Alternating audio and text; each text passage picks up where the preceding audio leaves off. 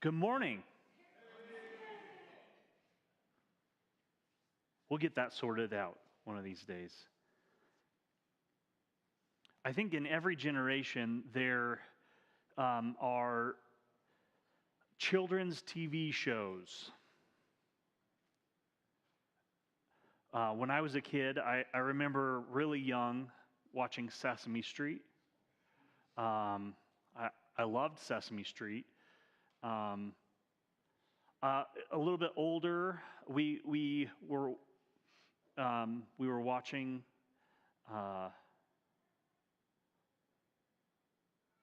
Fraggle Rock. Does anybody remember Fraggle Rock? Down in Fraggle Rock. But then there's a generation after Fraggle Rock. There was Barney. Anybody remember Barney? Barney was not my favorite. But they keep doing this. There for a while was Bananas in Pajamas. Remember that? Bananas in Pajamas are coming down the stairs. Yeah? Yeah. Then there was Blue's Clues and Teletubbies. Now there's Cocomelon. Does anybody know what Cocomelon is? Yeah, I don't. If you put Cocomelon on, I wouldn't know what it was. But there's one show that I was super confused about because mostly the Ramirez children would talk about it. They're like, Uncle Sam, have you seen? Do you know who this is? I'm like, no, I have no idea what show that's from. And they're like, it's Paw Patrol. And so here's the challenge with that, though, is that your ears play funny tricks on you. They kept showing me this picture of an animated dog, and I couldn't make sense of why this show was called Paw Patrol, because I'd never seen the show written out. I'd only heard it. I'm like, I don't understand. Are these troll dogs? I'm like, and who's the Paw Patrol? I couldn't figure it out. And I think sometimes that's when we encounter words, there are two ways to encounter words. You can encounter them in books. I'm somebody that when I read a book and I see a word or a name that I don't know how to pronounce, it bothers me. It'll get stuck in my head, and I'll repeat it over and over and over again, and it won't go away until I figure out how to actually pronounce it. If there's a word that I don't know what it means when I'm reading, I have to look it up. I can't go on. And so when I'm reading a physical book, there aren't the same features on a physical book as there are on a Kindle. On a Kindle, if you don't know what a word is or don't know how to pronounce it, you just tap the word and a little pop-up opens up and it tells you what the meaning of the word is. And if you know how to read a pronunciation key, it'll tell you how to pronounce the word. I found out that paperback books don't work that way. I don't know if you knew that. They don't have that feature. I don't know if I just forgot to charge it or the battery was dead or what, or maybe it just wasn't connected to Wi-Fi. That's what it was. But paperback books don't have that feature. And there's a thing where, when you don't, some people are okay with knowing, reading a book and not knowing how to pronounce it. Pronounce words or names or whatever. My sister-in-law, when she was reading the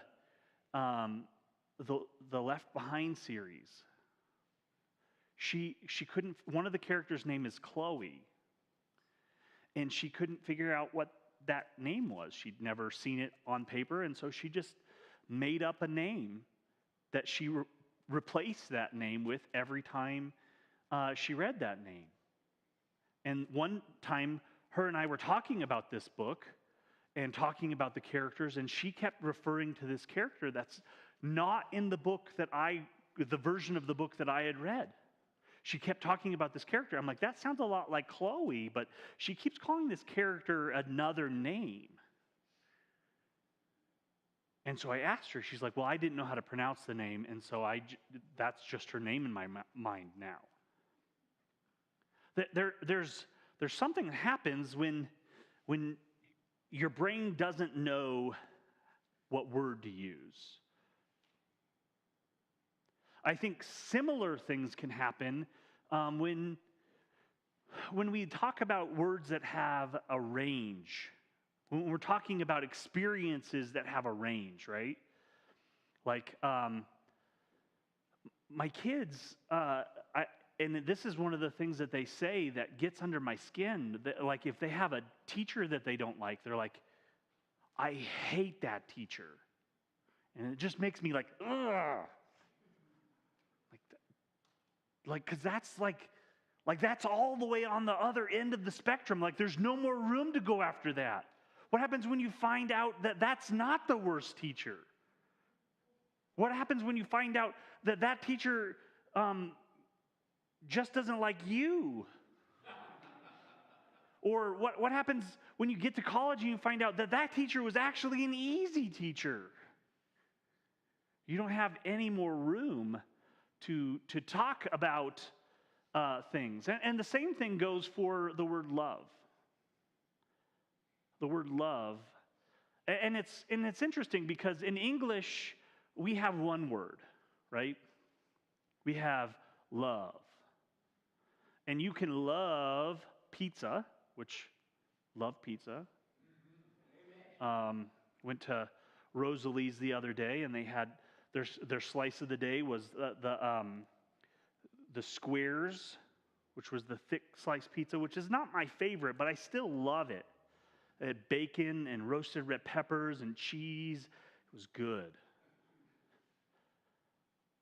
We can love pizza. And we can love our friends. I have friends. You know, part of the vision at Reveille is making friends, finding family, and releasing dreams. But that making friends part, like there's something that happens with love where you invest in a relationship long enough, and it translates.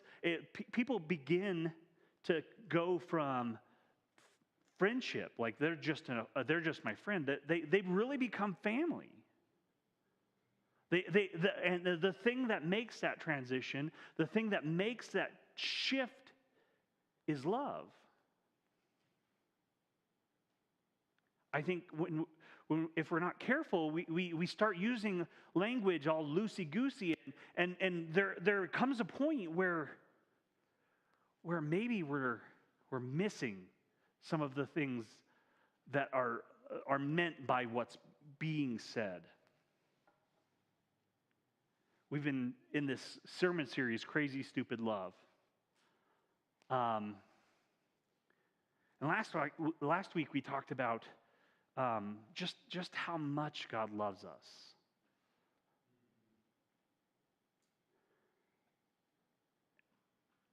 And one of the things that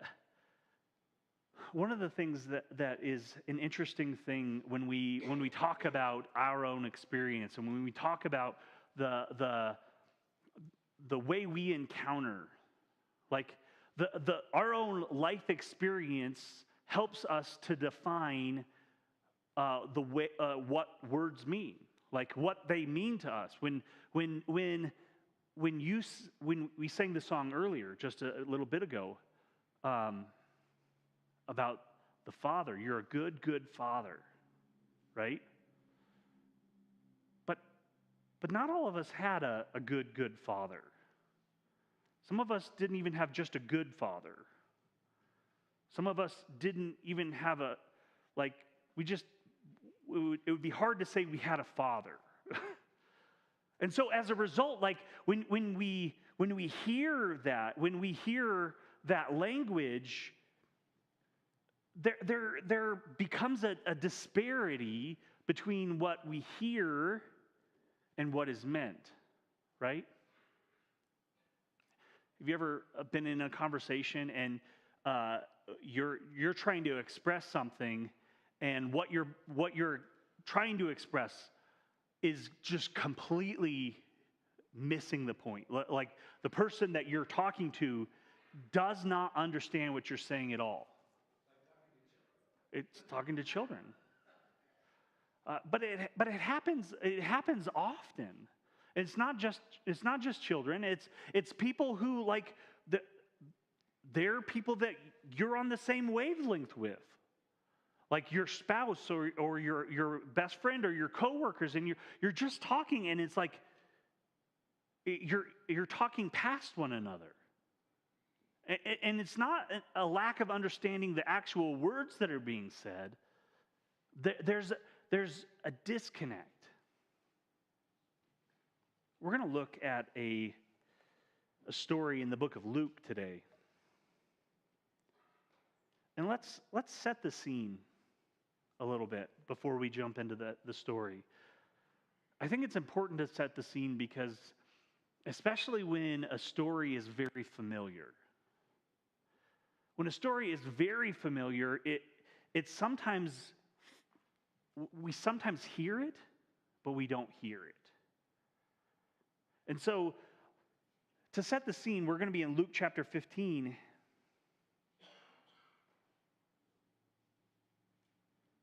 And at the beginning, it says, "Now the tax collectors and sinners were all gathering around to hear Jesus." So all of these people who they don't really belong. They're not supposed to be there. Like, and if you doubt that, go on to verse 2, and it says, "But the Pharisees and the teachers of the law muttered." That's a really great word. The Pharisees and the teacher of the law muttered. They're like, those guys aren't supposed to be here. Those guys aren't supposed to. We gotta cut this out. And Jesus has this way of kind of knowing our hearts, knowing what's going on inside of us, and he sees that, and he sees these Pharisees, and he's struck by that. And so Jesus begins to teach. Keep in mind, the audience that he's teaching to is a group of Pharisees and a group of tax collectors and sinners. So, church. That was a joke.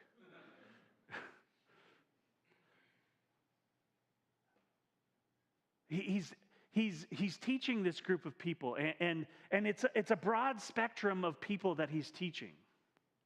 And it's what he wants to do is he wants everybody in the room to hear the message.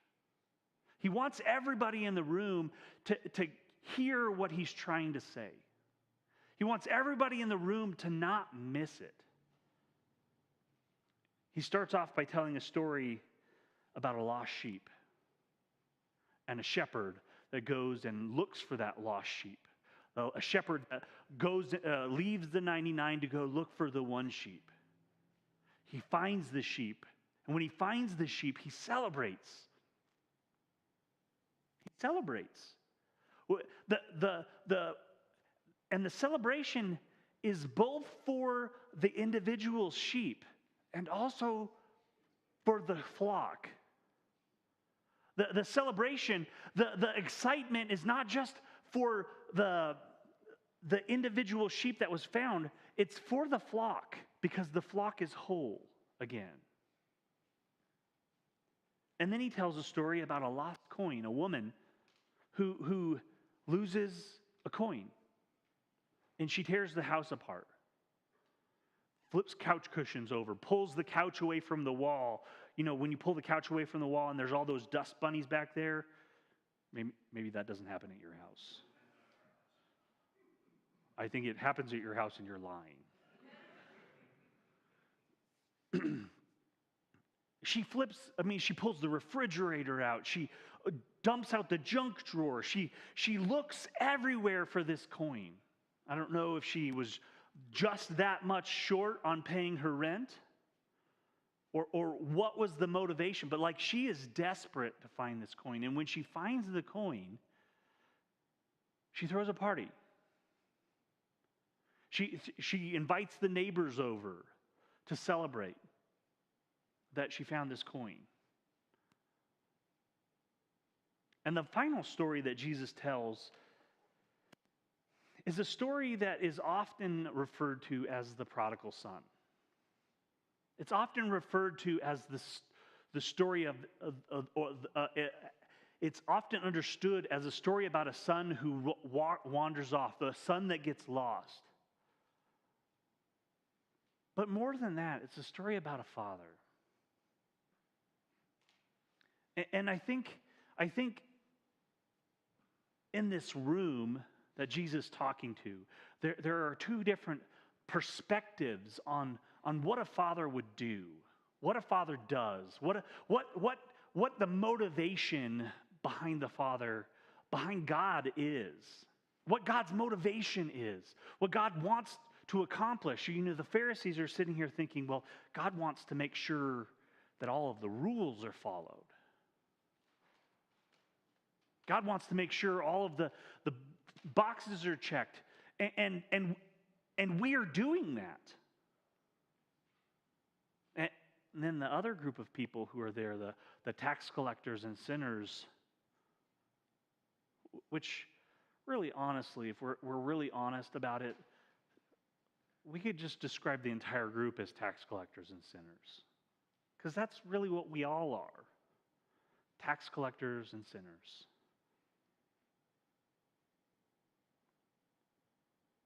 But this group of people is just happy to be invited. They're just happy. There's something about what Jesus has been saying. There's just something about what Jesus has been doing that has caught their attention. And that's a significant thing. So Jesus tells this story. We're going to look at it starting in verse 11. There was a man who had 2 sons. The younger one said to the father, "Father, give me my share of the estate." You have to understand that they didn't have retirement accounts like we do today. Like today, if you go to your parents and say, "Hey, I would like my share of the inheritance," I mean, there would be a penalty that they would have to pay by liquidating those funds out of a mutual fund account or an IRA before it's time, and then there'd be a tax penalty as well because all of the stuff. But like they could take a part of it, is what I'm saying. They could take a part of it and give it to you. But that's not how it worked back then. Back then, the way the wealth was in the land, in the property, in the things that they owned. And for this father to liquidate the assets so that he could give his son a portion of this, he would have had to sell property. It's not a small thing. This request is not a small thing. And moreover, it's kind of offensive. It's not like the son was saying, "Hey, Dad, I love you. I want to invest in a new business, a startup, a thing that I want to do. Is there any way that you could help me invest in my future?" It's not what's being said. It says, "Father, give me my share of the estate." It's almost like the son is saying, "Hey, Dad, I just want what you have to offer me. The relationship, this connection, this bond that we have, less important than what I can get out of it." So he divided the property between them. Like that short little sentence right there. I think we see all of the words that are in that sentence, but we miss how impactful it is. He said, so he divided the property between them. So each of the sons got their share. He divided the property between them. Each son got their share. But he did that. Why did he do that? Why was he willing to do that? Why was he willing to make that sacrifice?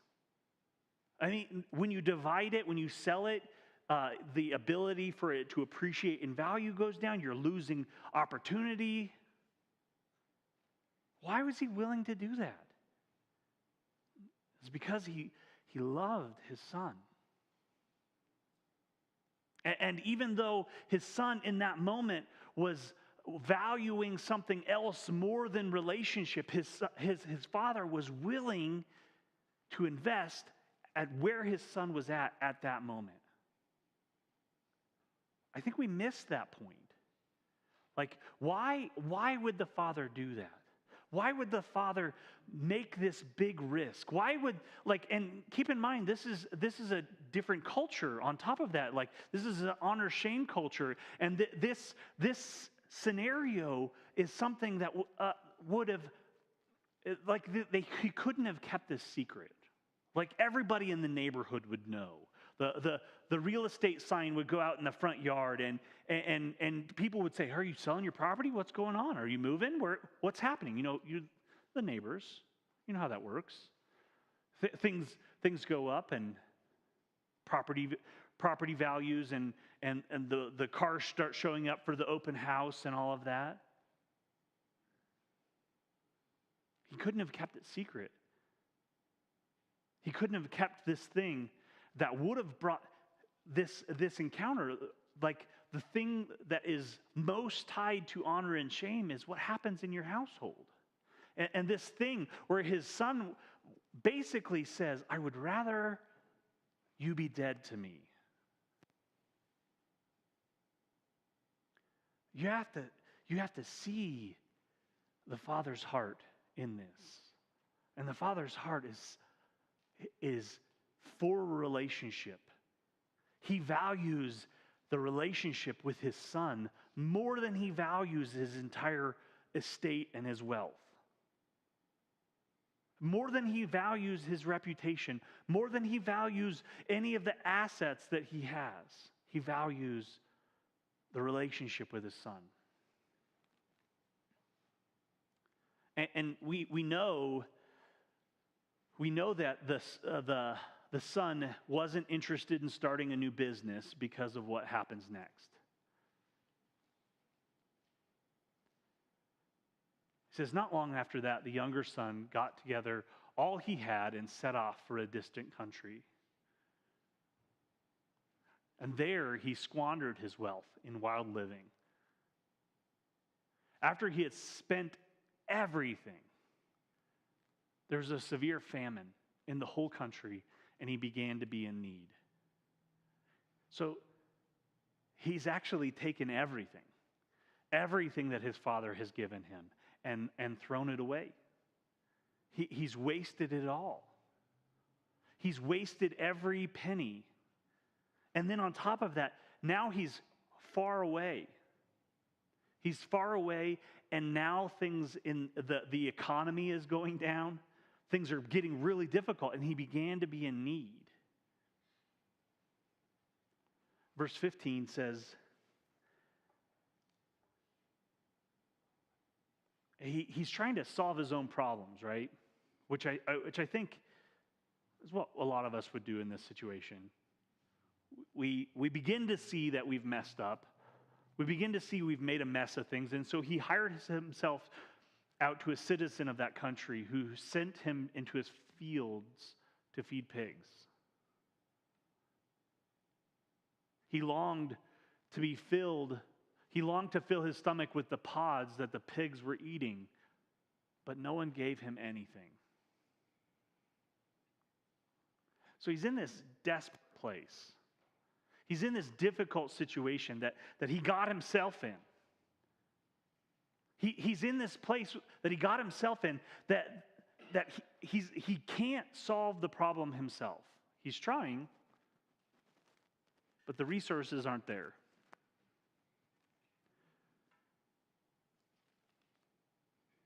Verse 17.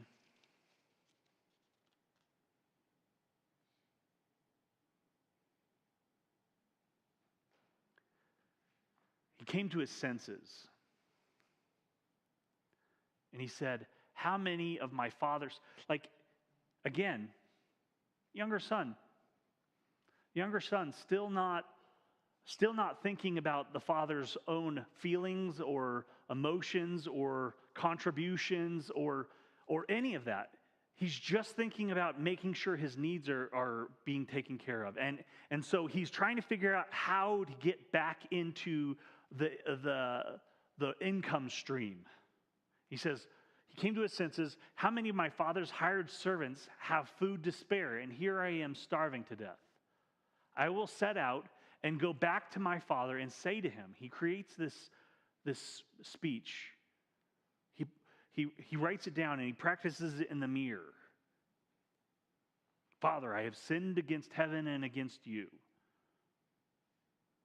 I am no longer worthy to be called your son.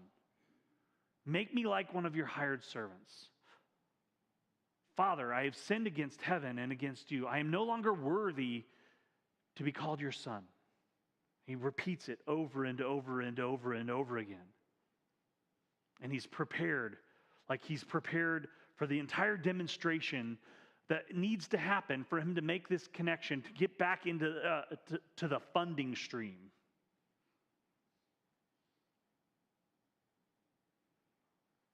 So he got up and went to his father. And I think that this next phrase, this next line, it really indicates better than almost anything what the heart of the Father is.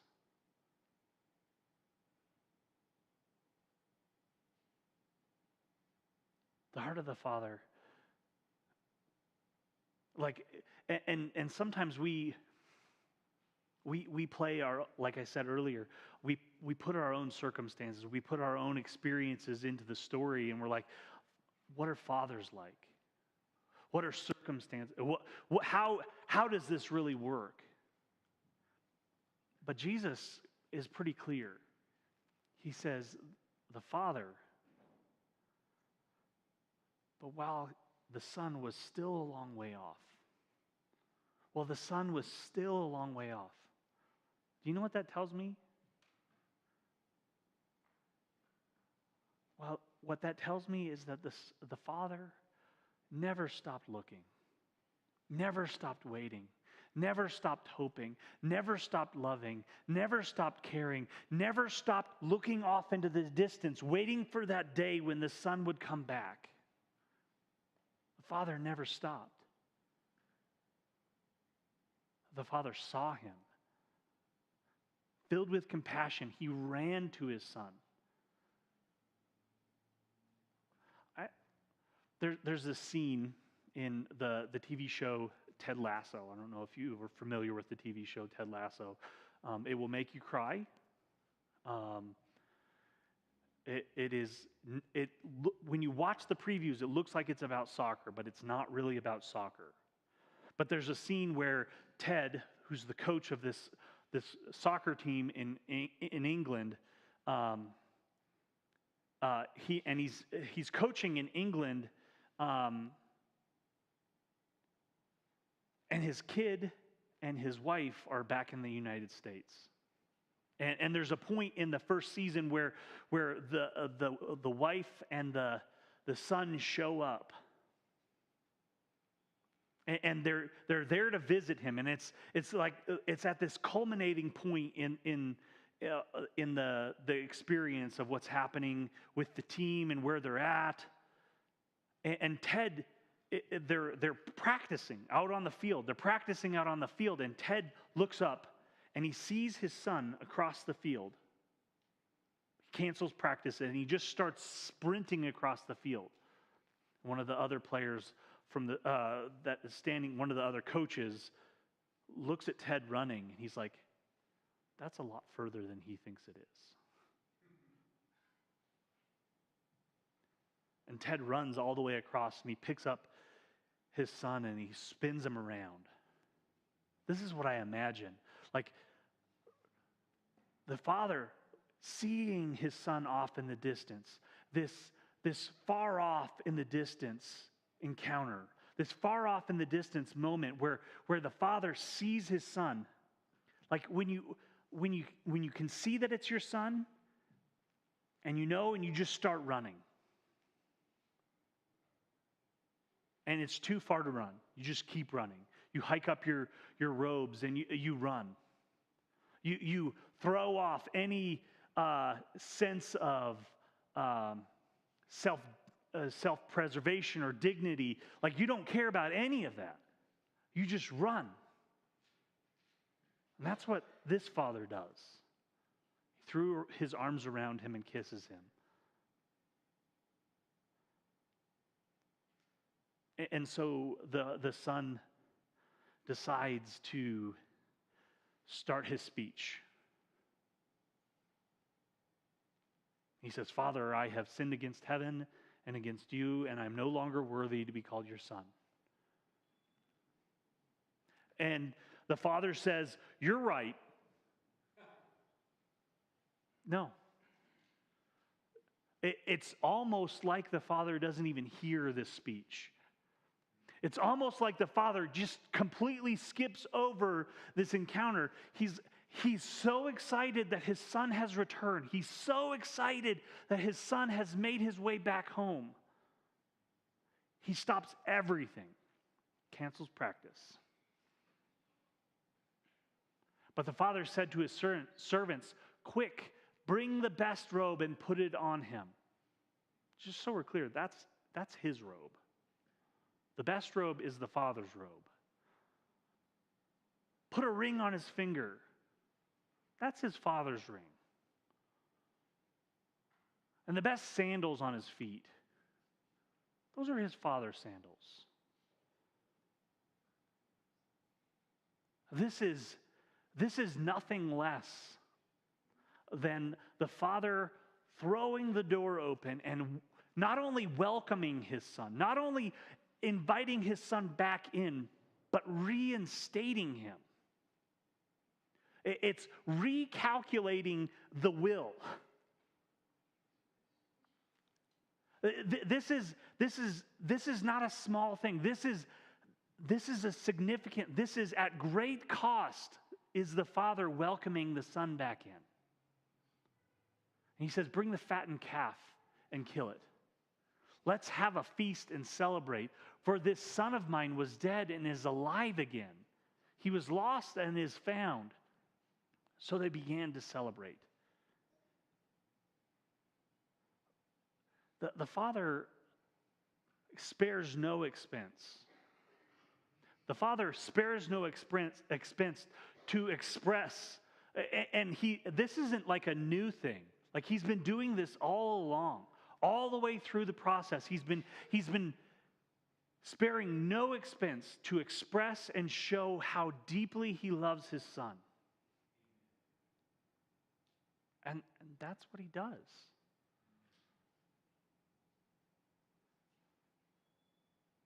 We have a tendency to hear the stories through our own lens.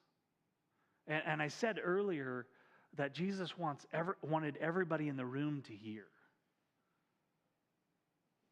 And the father's, like at this point, the father's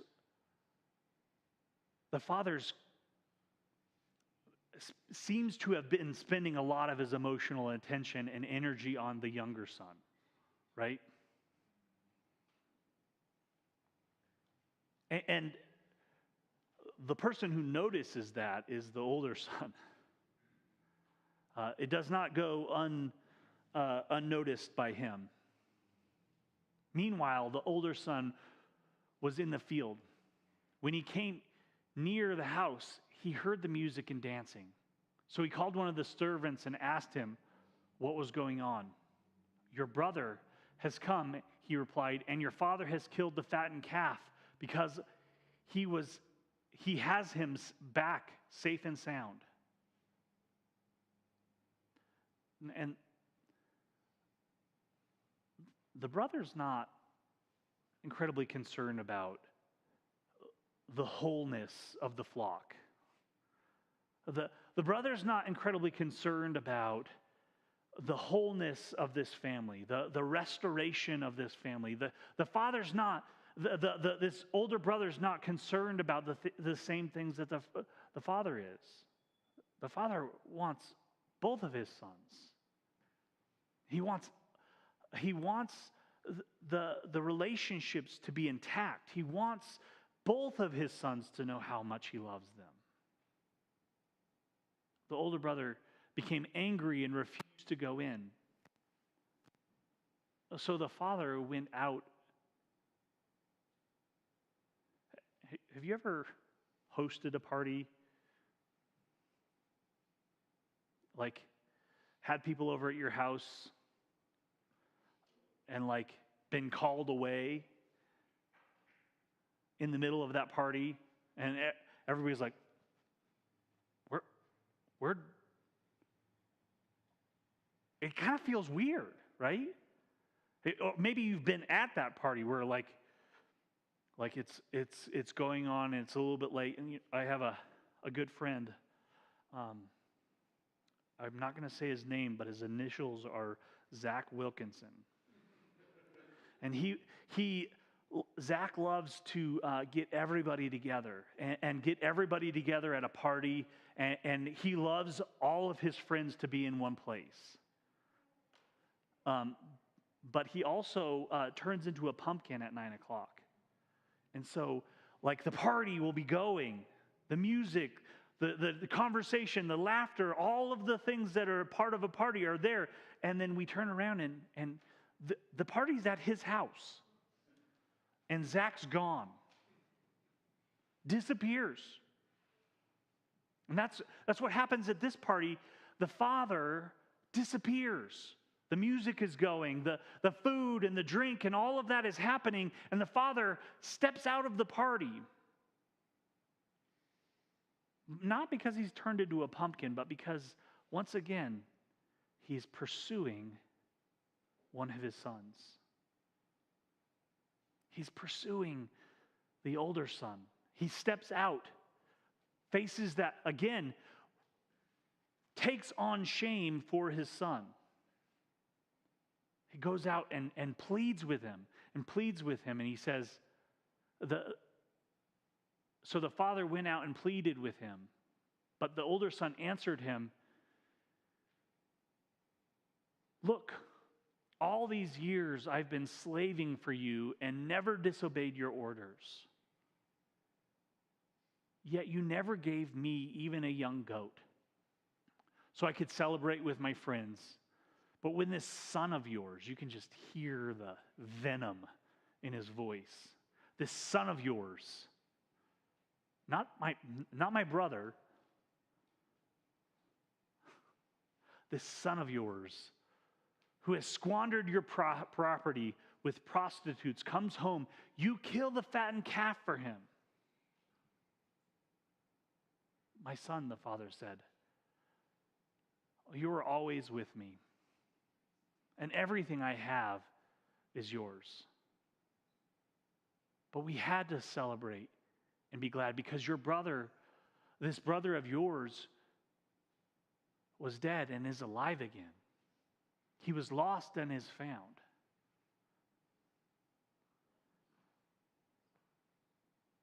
A few years ago, there was a worship song that came out.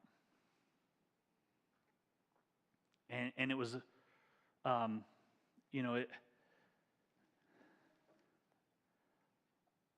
it's one of those things that, people like to hate things. It's one of their favorite things to do. They love to argue about things, and this song became really popular. But there was this line in this song, and the line in the song said, "When heaven meets earth like a sloppy wet kiss." And some people, when they heard that, they're like, ew. Some of you, when I said sloppy wet kiss, you thought, ew. We hear these things in our own experience. We sang that song this morning. How he loves us. Oh, how he loves us. Oh, how he loves us. Oh, how he loves us. It's not the pizza kind of love, guys. It's not the my favorite football team kind of love. Oh, how he loves us. He's willing to spare no expense to express this love. He's willing to put himself to shame. He's willing to do whatever it takes for this kind of love. And when I first heard that song, if I can be really honest, I was a little put off by those words. Sloppy wet kiss. When I first heard the song, I was a young dad.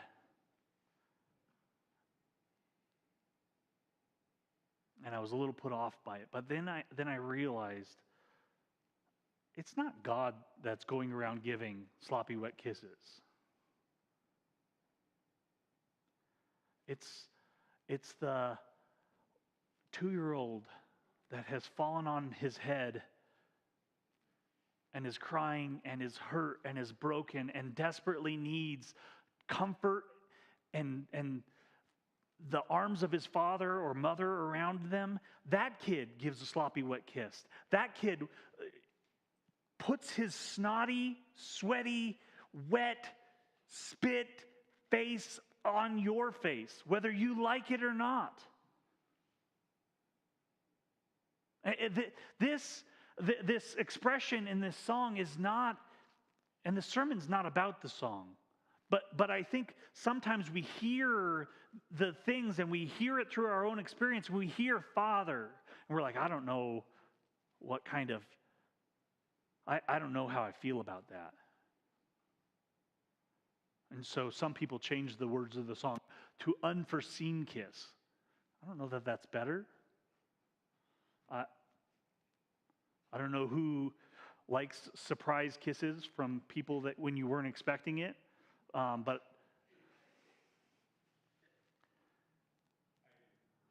Bing does.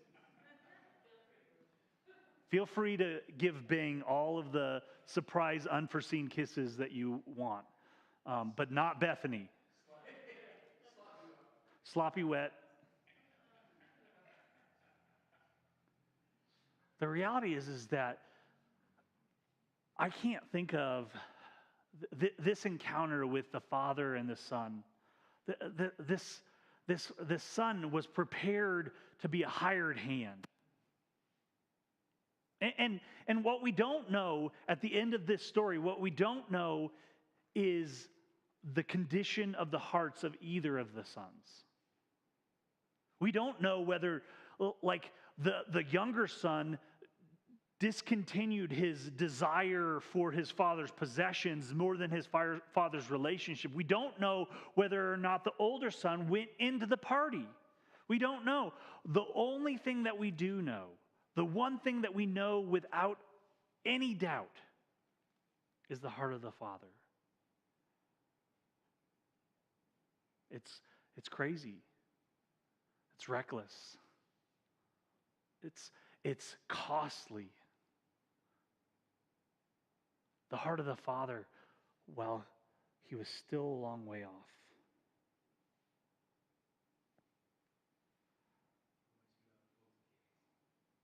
How desperately he loves both of his sons.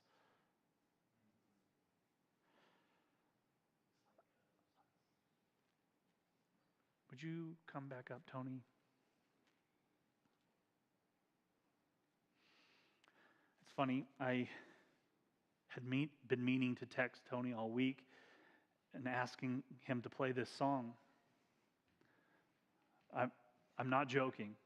I actually had formulated in my mind that since I hadn't asked Tony, what I would do was I would set up my guitar on the stage and I would play this song for you. And then during practice, as we're all getting ready, and the first song that he starts playing is this song.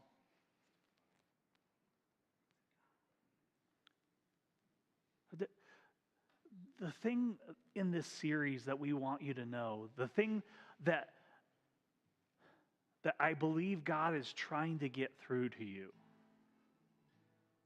the thing that God wants you to know more than anything else, that He's willing to spare no expense so that you know. He's willing to do whatever it takes so that you know. He's willing to do whatever it takes so that you know that you have a place at the table. A ring and a robe and a place at the table. Whatever it takes. The thing He wants you to know more than anything is how desperately He loves you. And hey, if you have a bad experience of what it looks like for a father to love you, that's not what He's talking about. Whatever it is, whatever the need that you have, whatever the place that you're at, whatever experience that you've experienced, God wants you to know today that He loves you. He's unwilling for you to not to be a part of the family. He is willing to shift the entire resources of the family so that you can be a part of it. I don't know about you, but for me, the words "I love you" are important. But the actions of "I love you" are more important. The ways that God shows up for us, the way that God answers our prayer, the way that God spares no expense for me to be a part, for you to be a part, for us to be a part of the family. You, here today. And the thing that triggered all of this, the thing that created the opportunity for this story, was one group of people feeling like they didn't belong. One of the most powerful stories in all of the Gospels is told as a response so that both people, that everyone in the room would know that the Father's love is for them. Do you know that? Do you know that the Father's love is for you? It's for you. It's for you.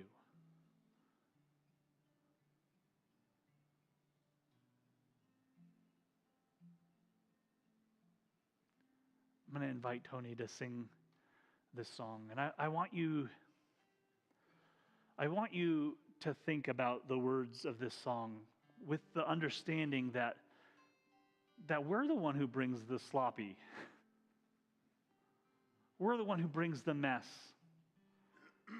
We're the one who brings the ugly. We're the one who brings all of the baggage. And what does the Father do in response to that? He's jealous for you.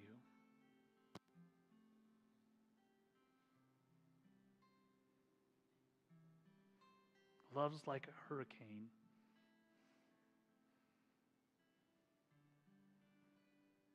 You. Specifically you.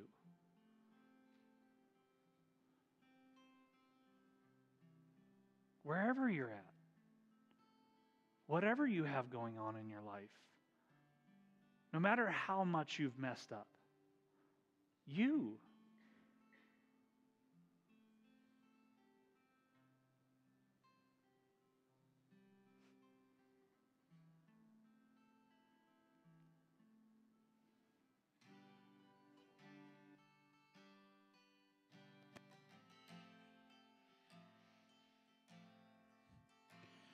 He is jealous for me. Love's like a hurricane.